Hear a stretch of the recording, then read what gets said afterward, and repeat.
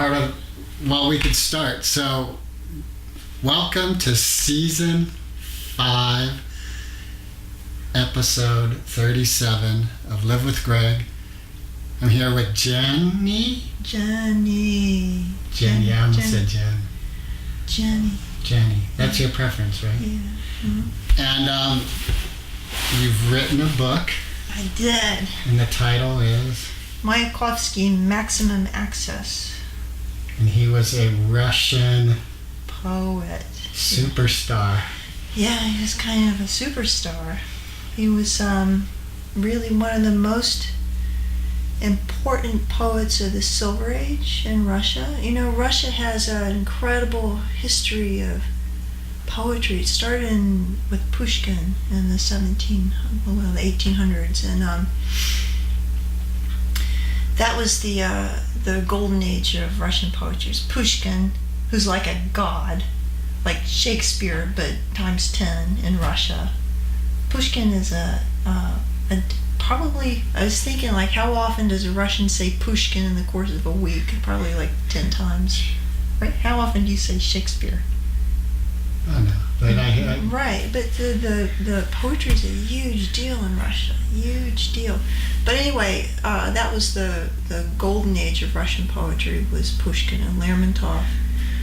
And then towards the end of the 1800s, there was this huge flowering of poetry again as a Silver Age.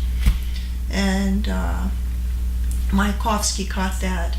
And he was one of the most important guys of the Silver Age. He was a real cultural monster, I think. And he was in a movement called the Futurists. He had a whole bunch of gang of rowdy, disruptive friends. They're all art students, and they just wreaked havoc all over Petersburg and Moscow with their antics and performances. And they just they were kind of like,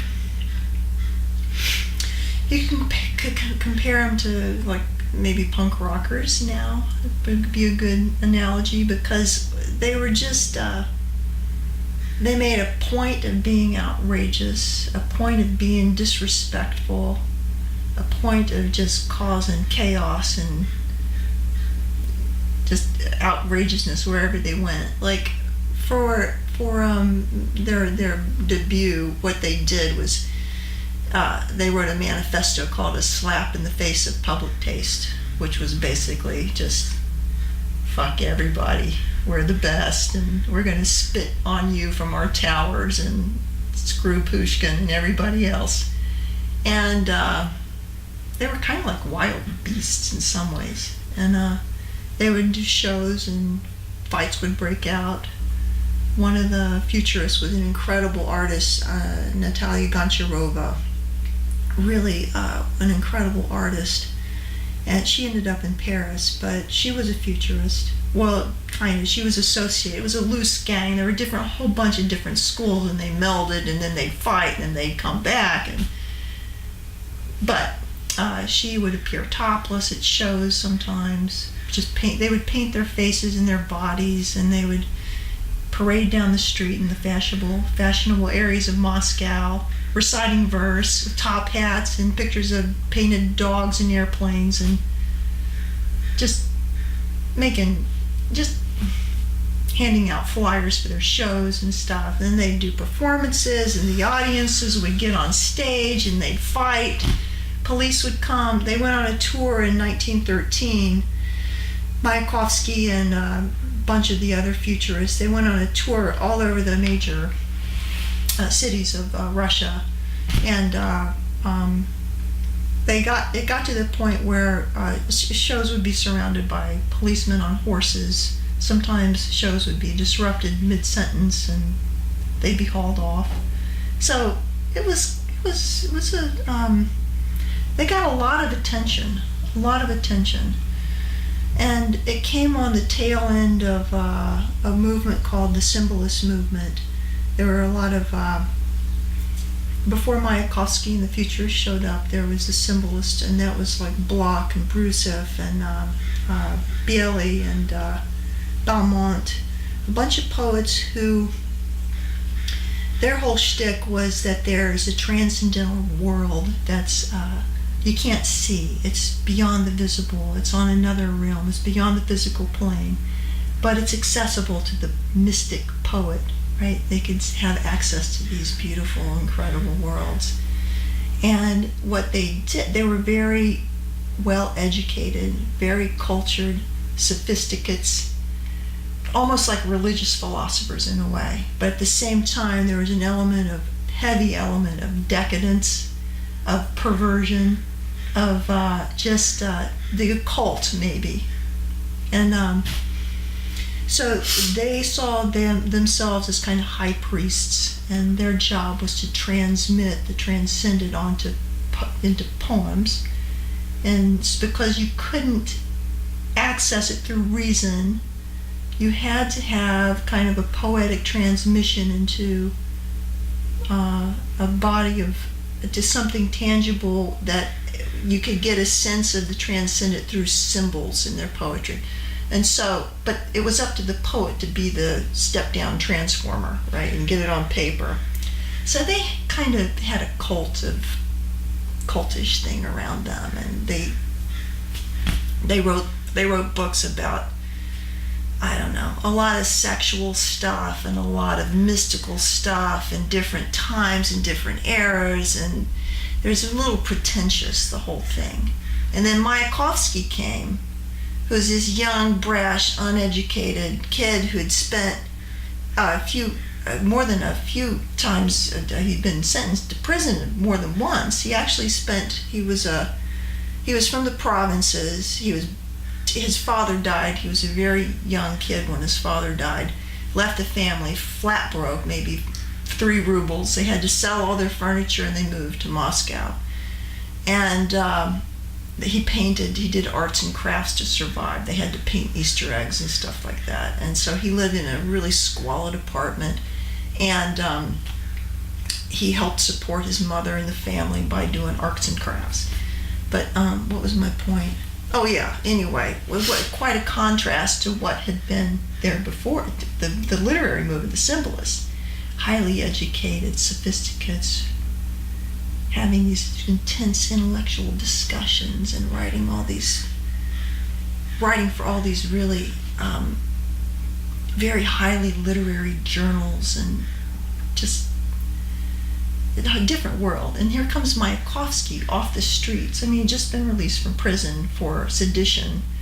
What was he? He got involved in he was a Bolshevik when he was a kid. He was like 15, 16 years old, and he was running around with the illegal underground printing presses, distributing pamphlets on Bolshevism and communism.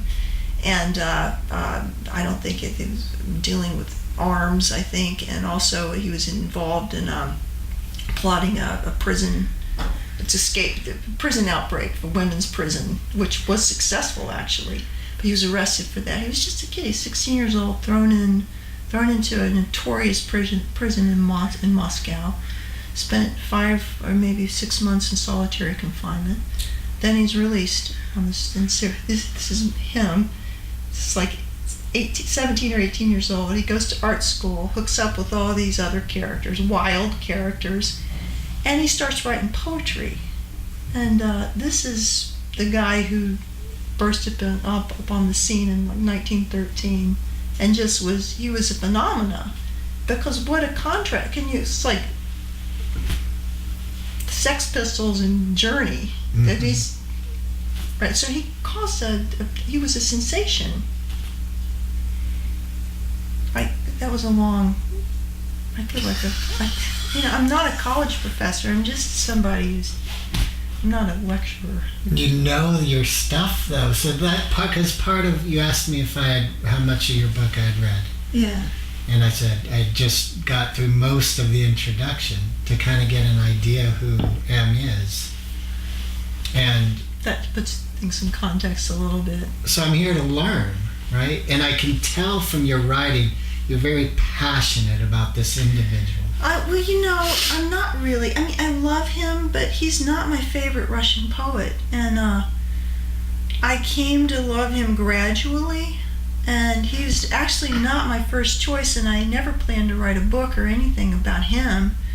Really, what got me with the Russian poetry was Osip Mandelstam, a whole different guy. I mean, Mandelstam is probably my favorite Russian poet. Osip Mandelstam and Anna Akhmatova are my favorites. For them, I have immense and endless respect.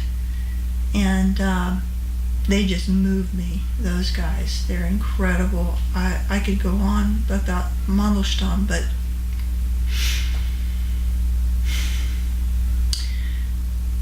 what happened with Mayakovsky was I got my master's in Russian poetry when I was in my 20s, and I kind of abandoned it because I couldn't figure out a way to make a living from it except an interview for the CIA, which I'm incapable of lying. I mean, I can lie, but I'm not a talented liar. I can't keep track of stuff. It's better for me to just tell the truth all the time because I can't keep. It's better for a lot of reasons. But even back then, even if I wanted to, I was not capable of. Didn't have the kind of intellect or brain for that. So, and thankfully so, because I'm so glad I didn't go that route. But anyway, I couldn't make a living except in academia, and I'd seen the academic world, and I didn't want to go that route, and it felt so esoteric and ivory tower, and I just didn't want to spend my life writing really obscure papers on the use of persona in Dostoevsky's works or anything like that, and do conference. It just seemed so artificial and removed from the world. And so I just got a job as blah blah. I did a bunch of stuff, but the Russian drifted away. Then once my kids were I'd done the heavy lifting for child raising, I just really got a really powerful urge to go back to poetry. And so I started memorizing. Russians memorize poetry, and they can recite poetry at a drop of a hat. They know thousands and thousands of lines of verses generally. I mean, my Soviet friends, it was definitely, the Soviets were incredibly passionate about poetry, and they could just, some of my friends were capable of reciting the entire novel of Eugene Onegin by Pushkin. It's a long book. They can recite the whole frickin' thing. And I was so impressed by that. And I go to people's houses, and on their mantelpiece would be little framed photos of poets, and not family members. They had poets on their walls, hanging on pictures of portraits of poets. And anyway, I was really moved by that, just how deep the appreciation of poetry is in that culture. And so I started to really feel I really wanted to go and reconnect to that in my midlife crisis. And so I did. So I started to memorize poetry, and I memorized maybe 200 poems or so. And one thing led to another, and that's all I was, just for my own satisfaction. And then my husband, Bernard, said, could you just write an article on one of these guys for my magazine, because he has the magazine, Sensitive Skin. And I tried to think of who would be a good candidate for an article in this magazine, because it's kind of a post-punk magazine. And I thought of Mayakovsky would, because of all the Russian poets I can think of, he's not my favorite. He's not the greatest, but he is the most charismatic. He probably has the most appeal to a Western audience because he was just such a character.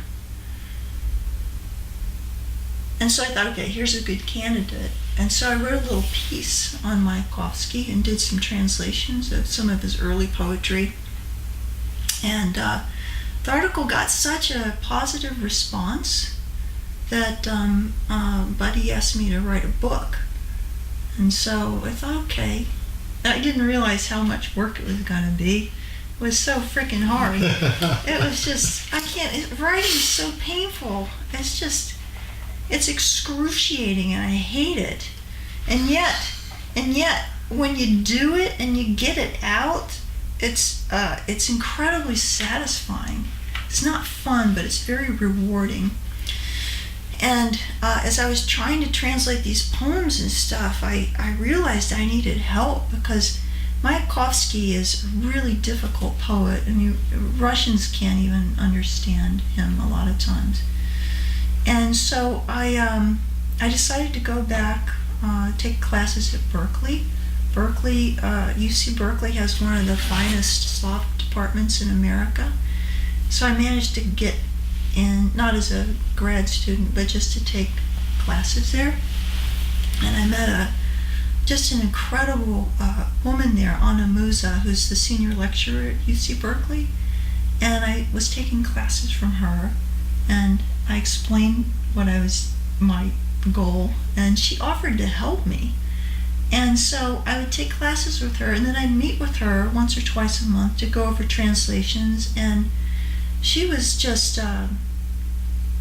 so incredibly helpful and so willing to look at this stuff and analyze it with me and comment. And so I would go to her office and we'd have tea and we'd discuss the translations, and I'd ask her all kinds of questions on syntax and words that weren't in the dictionary, and the use of the instrumental case where it made no sense, and just cultural context. Because if you look at a poem by Mayakovsky, even if you can understand you're an intermediate Russian student, you get a dictionary out and you can make sense of every, 8 out of 10 words are in the dictionary. You can kind of put it together and get a vague sense of what's going on. But even when you find all these words in the dictionary, still the poem makes no sense.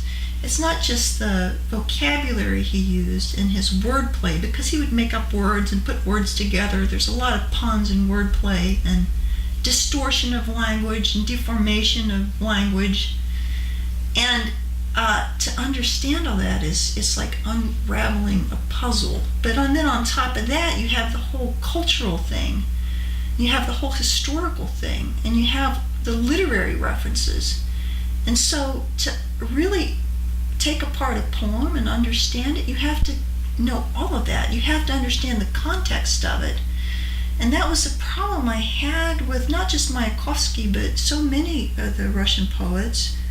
You'd read them and you could sense the depth and the great emotion, and you'd be very moved by a poem, but you wouldn't quite understand what the context was. And so she was immensely helpful, and there's no way I could have written a book like this without a native speech. Well, I also had a friend who retired. She was a petroleum engineer, Soviet educated, and she's a poetry lover.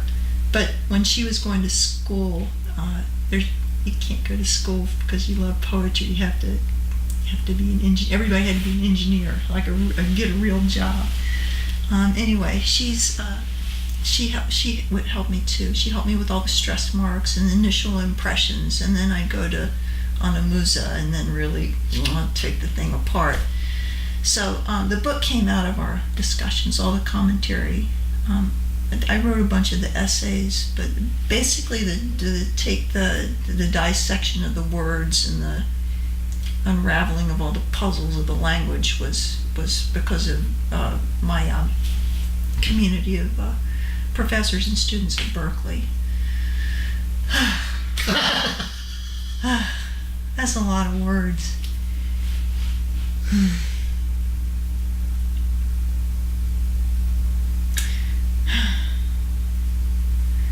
But But the first poet who really moved me was Osip Mandelstam, and he was a Jewish poet, and I find like with a lot of the he really he had an incredible command of the language, but he never felt quite part of the Russian culture. And there's a lot of pain in his poetry, a lot of empathy, a lot of understanding of the suffering of other people that Mayakovsky is bereft of. Right? Mayakovsky was kind of an adolescent show-off compared to somebody like Osip Mandelstam or Boris Pasternak or Anna Akhmatova, who could, I think, rightfully, any of those three could rightfully speak for the nation and the suffering of the nation, the suffering of the people.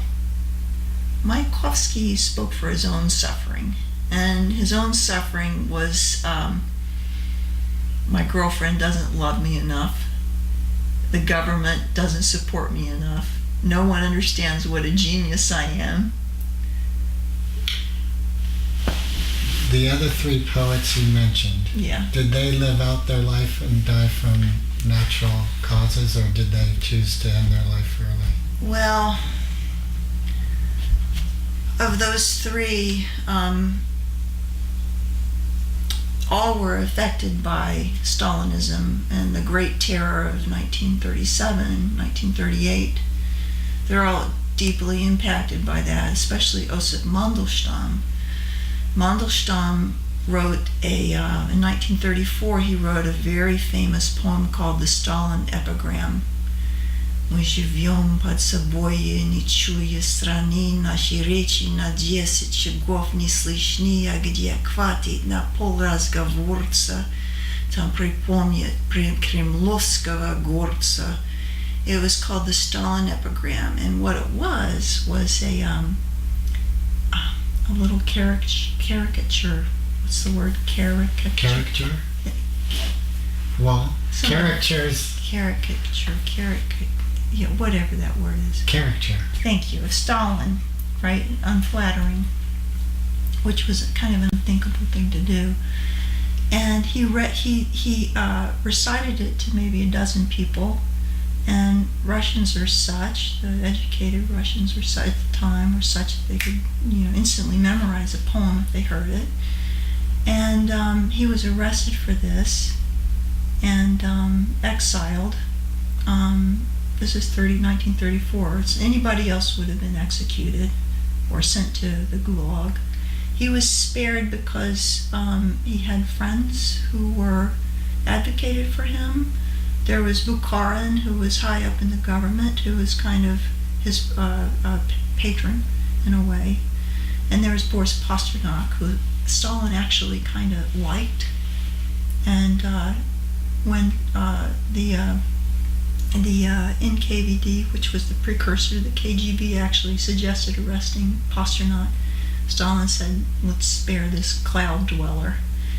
And he kind of respected Pasternak, and he called Pasternak. It's like a call from God. The phone rings in the communal apartment. And, Comrade Pasternak, Stalin is calling you to the phone. Anyway, so he called Pasternak and said, what's the deal with Mandelstam? Pasternak, I advocated for him, and he was spared from being imprisoned or executed for the time being. But in 1937, he was sent to the Gulag. He died pretty quickly. He was a sensitive guy, not equipped for a life of hard labor at all. So he died. He was in his 30s. He died. Akhmatova, her son, was arrested and spent many years in the Gulag. And she was actually forced against her will to write odes to Stalin and praise him and stuff. The threat is, if you don't, we'll kill him. And what are you going to do? I mean, it's a really...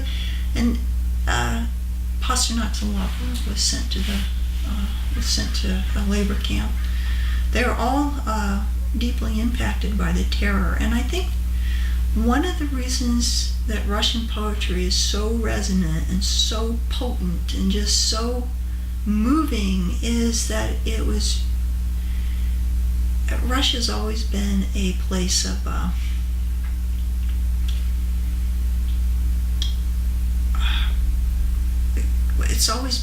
the government has always been oppressive. The Tsars, for centuries of serfdom and repression and censorship, and under that pressure, poetry became kind of this. It's not entertainment, Here, poetry doesn't mean anything in America. It's just, the beats and stuff, freedom and so forth, but it just seems like trivial compared to what poetry is in Russia, where it's the truth. You get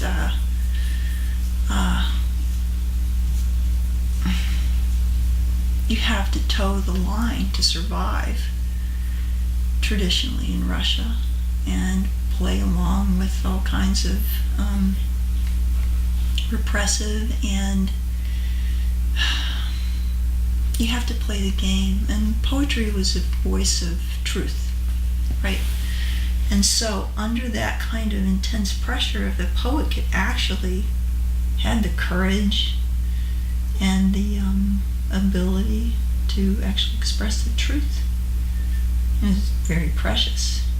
So people relied on the poet to do that, and they read poetry kind of to survive for their humanity, to maintain their sense of having a soul. So, and when I read Russian poetry, I feel that, and I just have no interest in English poetry, American poetry. It does not resonate the same way. I feel like all the poetry in Russia was written under duress, and they did it because of their moral integrity in a lot of cases, because they had no choice. Like Mandelstam, I feel like, had no choice. He had to express himself poetically, and knowing he would die. When he wrote that poem, he knew, the minute he recited that, he knew what would happen, but he did it anyway. He did it anyway because it was more important for him to do that than survive. And I just love him. I may have one of his poems here. This first poem, when I read it, I didn't know anything about Mandelstam, but when I read this poem, I felt like, this is it. I'm going to be a student of Russian poetry, this is what I'm doing. Wonder if I even have it. I can recite it, but when I recite poetry, I get a little self-conscious and nervous, and I forget it. But if I read it, I remember it. На страшной высоте блуждающий огонь, но разве так звезда мерцает? Прозрачная звезда, блуждающий огонь, твой брат Петропол умирает. На страшной высоте зимние сны горят, зеленая звезда летает. А если ты звезда воды и неба, брат, твой брат Петропол умирает. Чудовищный корабль на страшной высоте несется, крылья расправляет. Зеленая звезда, прекрасной нищете, твой брат Петропол умирает. Прозрачная звезда над черною Невой сломалась, воз бессмертия тает. А если ты звезда Петропол, город твой брат Петропол умирает. And here's my translation, which you heard the Russian, but here's There's just the meaning, right? At a terrible height, a wandering star. But does a star really shimmer like that? Transparent star, wandering light. Your brother, Petersburg, is dying. At a terrible height, the dreams of the earth are burning. A green star is flying. Oh, if you are a star, the brother of water and sky, your brother, Petersburg, is dying. At a terrible height, a monstrous ship is sailing, spreading its wings. Green star in splendid poverty, your brother, Petersburg, is dying. Transparent spring over the black Neva has broken into pieces. The wax of immortality is melting. Oh, if you are a star, Petersburg, your city, your brother, Petersburg, is dying. I read that. That was it for me. That was it. It still gives me chills when I read that poem. It's just, fuck. This is poetry. That's poetry for me. It's just kind of earth-shattering. That's Mandelstam. He's something else. Did a lot of great stuff.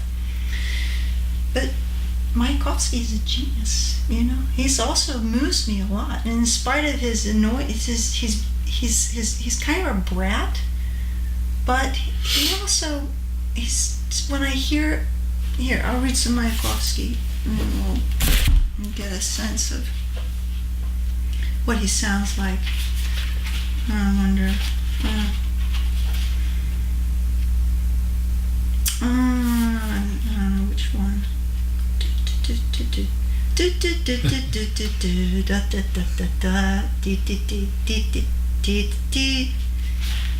like video games from my kids when they were 5 years old. This song's still stuck in my head about feeding zoo animals and stuff. Right? The things our mind is filled with. God, I know. Well, anyway. From great Russian poetry to little ditties from computer games for 5-year-olds. Feeding time at the pet shop. Get yourself a special treat. They had to feed the snakes and all the little animals. Okay. А вы? Я сразу смазал карту будня, сплеснувши краску из стакана. Я показал на блудне студня, косые скулы океана. На чешуе стане рыбой, прочел я зове новый куб. А вы на чем сыграть могли бы, на плече водосточник труп. That's Mayakovsky. And you can hear the... He was an orator. Orator. The one thing that was remarkable about Mayakovsky is how he broke all the rules with poetry. We have to hear the English of that. Oh yeah, okay. Forgot about the English. This is called And Could You? I promptly smeared the workday map, splashing paint out of a glass. I revealed the sharp cheekbones of the ocean on a platter of jellied meat. I read the summons of new lips on the scale of a tinned fish. And you, could you play a nocturne on a drainpipe flute?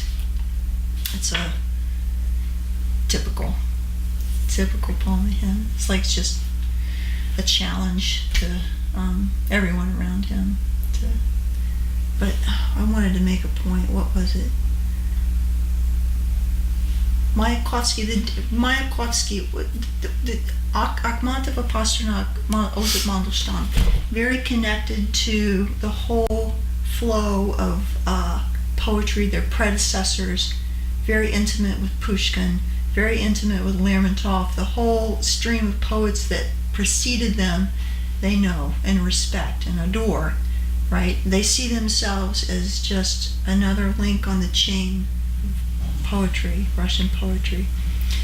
And when they write, they're very conscious of the meter, the rhyme scheme, whether it's an anapes, a dactyl, iambic pentameter, or whatever. each meter in Russia has particular connotations and meanings and associations with previous poems and poets and da-da-da. And when they write, they're extremely conscious of that. And when you pick a meter, it's not random, it means something. When you pick a rhyme scheme, it means something. There's a whole subtext. And so they're acutely conscious of their cultural history and their poetic history. Mayakovsky came, and he had none of that. He just completely forged his own way. He abandoned meter, which was, an unthinkable step. He came up with his own meter, nothing regular, but a kind of orational, a speaking meter, where he was kind of lecturing the crowd like Cicero or somebody. And that was a tremendous breakthrough in poetry. Up till then, there had been like little tiny, the symbolists made little movements in that direction with, I can't remember the term, it'll come to me. But they made a little bit of movement in that way with breaking up the meter just a tiny bit. What's the phrase? I can't remember the phrase.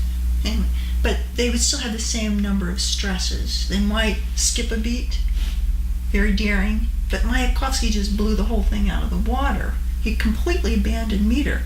And yet, when you hear his poems recited, there's a flow and a rhythm to them that's very compelling, but it's not regular meter. And also in terms of like his content, he was very much in the here and now. Nothing. There are no, like if you say certain words like nightingale or a lump of coal, or there's certain things that resonate. They go back to poems that were written 100 years ago. Instantly, you know what they're referencing. But Mayakovsky didn't reference anybody. He had his own vocabulary, which was a vocabulary from the streets. Drawing with the two poems you read, the gentleman here, Mandelstam is writing of, what was it, unfathomable heights? What was the term? Can't remember. A terrible height. Terrible heights, yeah. And shooting stars and your Monstrous brother. ships and your brother. Right, Yeah. and he's writing about jellied meat. Oh. and it seems like part of what you're Yeah. saying is the juxtaposition, like this great poet soul, and he's saying in essence, fuck you. If you can't find that in the regular, then who are you really? Yeah, that's a good observation. Yeah, he took the immediate stuff, and he took stuff that wasn't poetic. He took things like he wrote about. His poems are populated by street signs, prostitutes, nightlife, just hooligans. It's street life, because he lived on the streets through his 20s. He had to live on the streets until it wasn't until he was in his mid-20s that he actually started to make a respectable living. So that was his world. He wasn't cultured. He wasn't educated. He wrote about his immediate environment, and he didn't care about the distant past or he cared about the future, but his focus was here and now.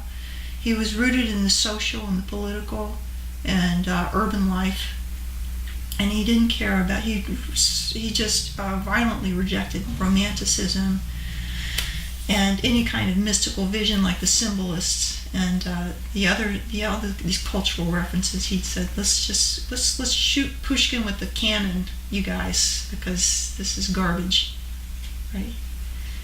Yeah. And there's something great about that. To just blatantly just disregard everything and but he was a genius and brilliant. His poetry is incredible, so he could pull it off. Plus, he was a very charismatic figure, and he was kind of a half performer, half poet. These other guys were not performers; they were poets. Mayakovsky was a performer. He needed to be the center of attention. Right. Yeah. He was a big guy too. He was like 6'3", Oh, wow. handsome, lady killer, good looking guy with a deep voice, booming voice. All right, so here's this burning question. Is there value to us studying and understanding him when the end of his story is he took his life? And I'm just wondering if for myself as a human being. Yeah, that's the big question, and I have the same question. This is one thing that really I kept asking myself while I was writing this book was, okay, so here's this guy. He's an incredible poet. He's a genius. He's an incredibly important figure in the history of Russian poetry, right? Just what he means to Russians is it's a lot. Just that. But while I was writing the book, I thought, why am I doing this? What is the force that's compelling me to do this? And because I think of somebody like David Godman, who moved to Arunachala to write the history of Ramana Maharshi, and interviewed all the disciples of Ramana Maharshi, and wrote all these incredible books documenting the life of a saint, right? And I'm reading Mayakovsky and I think, okay, this guy is definitely important culturally, but as far as a spiritual being, and why? And I still don't know. And I wondered, when you write about somebody and you spend so much time with them and their poetry and their work, you do get a connection. And I resisted a connection to Mayakovsky because I'm a little scared of him. He's a very dominating guy. And also, he can be very cruel, too. And I was a little afraid to open myself up to Mayakovsky. But eventually it happened. Eventually it did. And I had a dream about him. And I would try to talk to him and say, okay, look, I'm doing the best I can here. You got to help me out a little bit. I want to represent you fairly and accurately, and I need to feel that connection with you. So I dreamed that he appeared, and he was dressed very nicely and had his walking cane and a top hat, and he was escorting me around Paris. We were in Paris, and we were visiting the shops and going to the clubs, and he was a perfect gentleman, really sweet and considerate and very respectful and attentive, and I had a ball with him. My dream. And then and I got a sense that he was really happy to be represented, because he's not really in American literature. He's not really, and yet he had a huge impact on the Beats and on some poets like Frank O'Hara and the New York poets.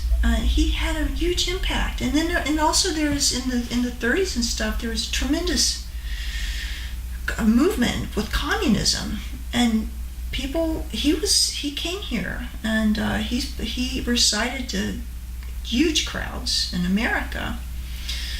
People adored him, and he was the Russian ambassador, kind of the Soviet ambassador to not only America but to Europe and Mexico too. So there is something there. I myself still don't quite understand it.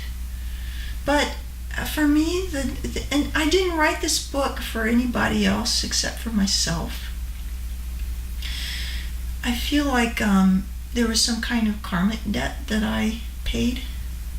I think I had a Vedic astrology reading, and I asked about what's this obsession with Russia, because I just can't escape it. It's been my whole life. I mean, since I was 14 years old, I've been thinking about Russia. And I'm sure that I was there. And I'm sure that I was a Soviet citizen, and I'm sure that I was a Bolshevik, and I'm sure that I was in the Gulag. And I felt all also like memories from early childhood of this Soviet thing, and beyond that, the Russia thing. There's some deep connection. So the astrologer Prasanan, I don't know if you know who Prasanan is. He said, yeah, it looks like about 10 lifetimes. 10, maybe. And when I saw the photograph of my husband's grandparents, I felt like I knew them. Soviets. Buddy's father was fought in the Red Army, and he made it over here after the war. But his parents were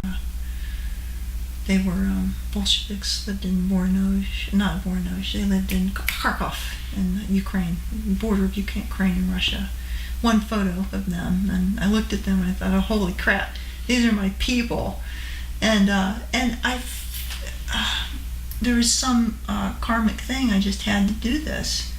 And it was a huge relief to finish it off. And I don't know why. It's not like even that I chose Mayakovsky. It's kind of like Mayakovsky chose me. And I still don't understand why. And it was a tremendous amount of work, and I never want to do it again. And I'd be happy if I don't expect more than maybe 10 people to really read this. I mean, it's a job. It's academic. It's tedious. It's it's a tough read, I think, unless you're a poetry lover. So I don't know, Greg. Why the book's important? It's not important. It was only important to me. And it was important because it gave me a reason to connect to Anna Musa and to connect to my friend Natasha Siltsova. I mean, we were all slaved over this together, and there was a bonding thing that happened. It wasn't just me, it was community, group effort, and that was important to me. And it just happened to be Mayakovsky was the excuse for that. But now it's going to go out in the world. Yeah, maybe somebody will read it. Do you have a publisher? Yeah. Bernard has a publishing.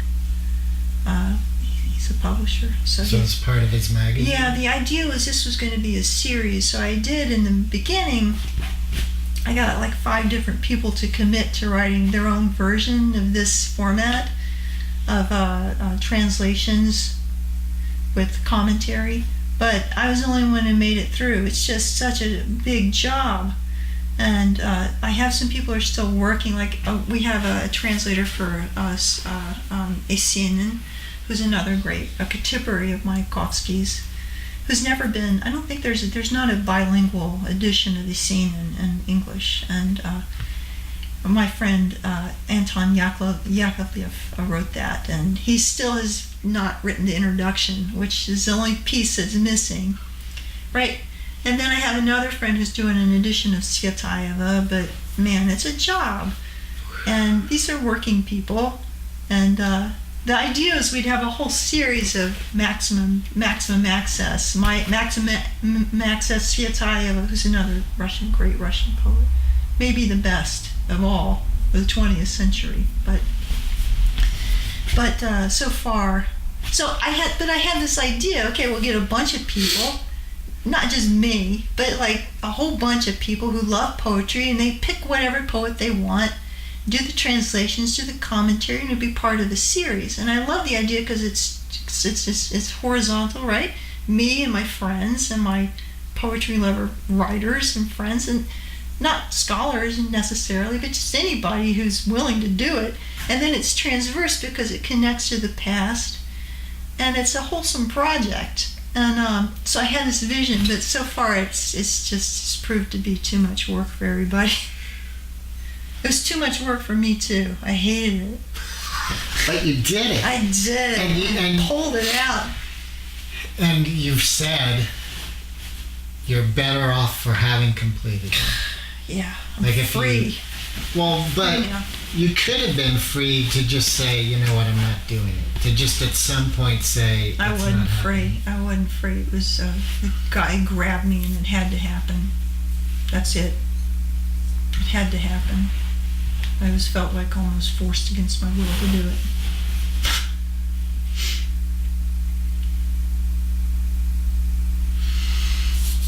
It was really only for my own gratification. That's the only reason. When's it going out on shelves? Well, I don't think it's going to get on shelves. It's going to be order by mail kind of thing. It might get distribution. Are you guys approaching distributors? We'll see how it goes. We'll see how the initial. I mean, I'd be happy if I sold 100 copies of this book, Greg. I mean, I'm happy anyway. I don't need to sell any of it, but it'd be gratifying if other people, if there's other people. I mean, I wrote it for myself when I was trying to just hack my way through this stuff. Not just Mayakovsky, but all these Russian poets. I found myself, I was so frustrating because I could sense that there was a whole context that I was missing and I didn't really understand the poem except on a superficial level. I really wanted a gentle hand to just guide me through, but I couldn't find it. I wanted a book with the stress marks in Russian, a really clear translation in English that would kind of just lay me at the feet of the Russian itself, and I want a commentary which would explain the context. I couldn't find it. And so eventually I realized I gotta do it myself or get people to do their versions so I can.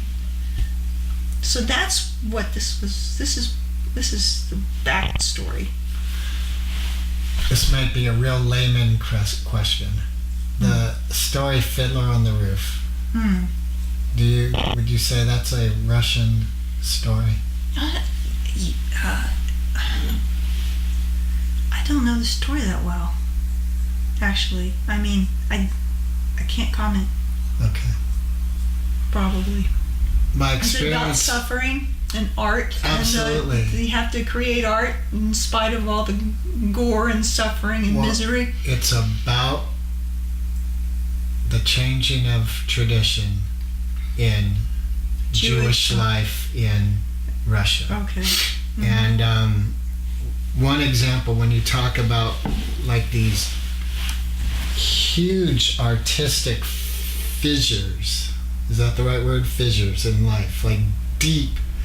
As you're describing the poets and Russian poetry, I pictured like huge, thick cement walls with dim light and poetry being like a crack in the wall that allows some real light through. Yeah. And making artistic choices. So for example, in Fiddler on the Roof, you have the main character and he's friends with one of the Russian, what would you call them, like army guys, police.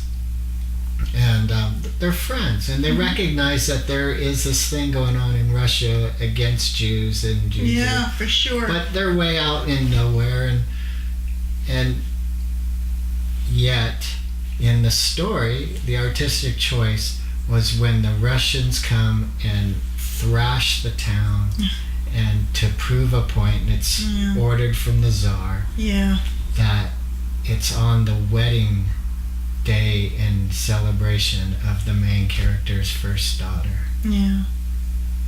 And that kind of artistic choice where you just go as extreme as possible to like the heart of pain. Yes. Yeah. That's it. Yeah.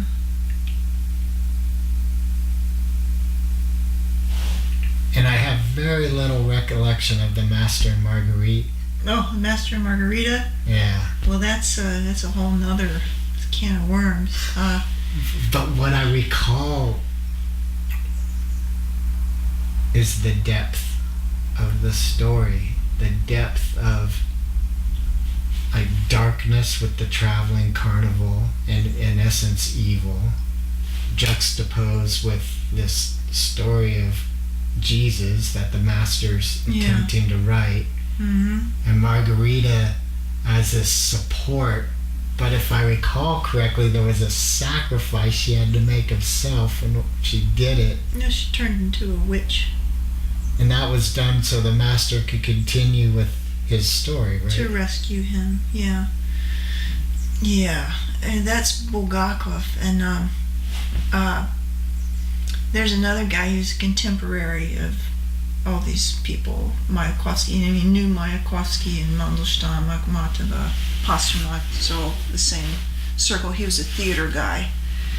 He wasn't a poet. He was a novelist, and he wrote plays. His plays were very successful. And he was also deeply impacted by Stalinism and the terror. And he was so hounded by the Soviet press and literary critics. Everything he wrote, he was so viciously attacked that he couldn't even write anymore because nobody would publish his or put on his plays or anything. And he wrote Stalin and asked that he be exiled. And Stalin actually called him, got him a job, kind of a menial job at one of the theaters. But he wrote Master and Margarita during the height of the terror.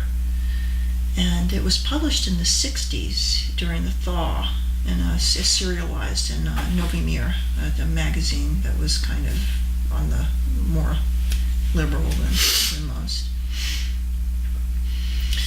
But Master and Margarita is, you could do volumes of criticism on that. It's really, even more than the Master and Margarita, it's about the character Ivan Homeless. He's the poet that is sitting at Petrarch's park, Petrarch's pond, when Satan comes to town, and he's talking to Berlioz, who's the editor of one of these literary magazines. So the Berlioz is like representative of one of the literary magazines that so viciously attacked Bulgakov himself. And this guy, the stupid poet, who's saying he wrote this, is just a hack who's writing all this anti-religious poetry for the publication. And then Satan comes up and says, oh no, Jesus was real. And he goes into his whole account of Jesus and the whole history of his encounter with Pontius Pilate and the betrayal and all that. And the result of this story is that this hack poet, has a religious experience himself.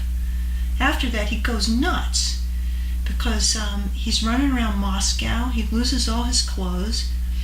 He goes into a communal apartment and actually gets a little icon from somebody's apartment and a candle. And what is it? He got an icon and pinned it to his undershirt, and he had a little candle that was set there for the icon. He ends up in a river, like a baptism, comes out of the river, and he ends up in an insane asylum where he meets the master, right? And he actually finds his calling there, his real calling, which is to be a historian. And anyway, it's an incredible book, and it's I read it in Russian, and it's he's kind of like Jesus and the poet. They're both holy fools. Big deal in Russia. The whole idea of Jesus is not. He's always portrayed as somebody who's kind of stupid. Right? Somebody who's really naive and innocent and really open to all kinds of abuse. And from that, there's some kind of incredible power. This whole motif of the simple peasant in Russian literature is exactly what you're saying. It's like the divine being. Well, not quite. Well, that's the whole idea of the Russian soul, and Tolstoy and everything depicted the peasant as this But it's not just the peasant, it's the simple one. But yeah, it's simple-minded. There's a great respect for the simple-minded, naive, like in Dostoevsky, like the idiot Prince Mishkin is a holy fool. With the Ivan Durak, who's the folk character, folk hero in Russian literature, a holy fool. So he's very naive, has no skills and no way of dealing with the world, on a different plane of reality, just fumbling through, but somehow, like Mr. Magoo, things kind of, or SpongeBob SquarePants is a holy fool. Right? In our culture, that's the holy fool, SpongeBob SquarePants.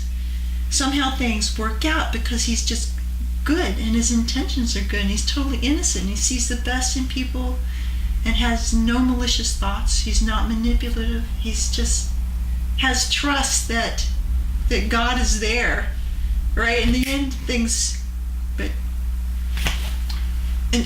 unless you're crucified or Prince Mishkin, you end up in an insane asylum, or Ivan Biedny. He actually turned out okay. But the story never ends with that. Like the I've read in so many books that the crucifixion isn't what one should concentrate on. It's the resurrection, which was showing death isn't real. Nah, Russia's all about the crucifixion, I think. Suffering Christ. Suffering.